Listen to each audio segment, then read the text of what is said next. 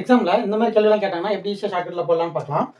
முதல்ல கேள்வி என்னன்னா, ஏ ஒரு வேலையை 12 நாட்களில் முடிக்கிறாரு. அதே வேலையை பி மட்டும் செஞ்சாருன்னா 15 நாட்களில் முடிப்பாரு. அதே வேலையை சி மட்டும் செஞ்சாருன்னா 20 நாட்களில் முடிப்பாரு. அப்படி இருக்கிறப்போ ஏ பி சி 3 பேர் சேர்ந்து செஞ்சா அந்த வேலை எவ்வளோ நாளில் முடியும்ன்றது தான் வந்து கேள்வி.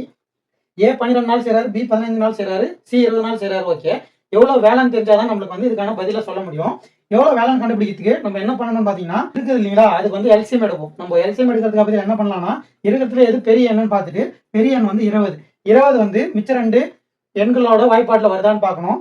15 வாய்ப்பாட்டில் வராது, 20 வாய்ப்பாட்டில் வராது. அப்போ அதுக்கு அடுத்தது 20 × 2 40 போகணும். 40 வந்து வராது. அடுத்து 20 × 3 போகணும். 3 போனீங்கன்னா 60ன்னு வரும். 60 வந்து 2 வாய்ப்பாட்லேயும் வரும். அப்போ 60 தான் வந்து நம்மளுக்கான எல்சிஎம், அதாவது முழு வேலையோட மதிப்பு. இப்போ 12ஆம் வாய்ப்பாட்டில் எத்தனை முறை 60 வரும்னா 5 முறை போட்டோம்னா 60 வரும். 15ஆவது வாய்ப்பாட்டில் எத்தனை முறை போட்டால் 60 வரும்னா 4 முறை போட்டால் 60 வரும். 20ஆவது வாய்ப்பாட்டில் எத்தனை முறை போட்டால் 60 வரும்னா 3 முறை. சரிங்களா? இப்போ நம்மளுக்கு வந்து ஏபிசி 3 பேர் சேர்ந்து செய்யணும். இது வந்து முழு வேலை. இந்த 60ங்கிறது வந்து முழு வேலை. இந்த 5ங்கிறது வந்து ஏ ஒரு நாளைக்கு செய்கிற வேலையோட பங்கு.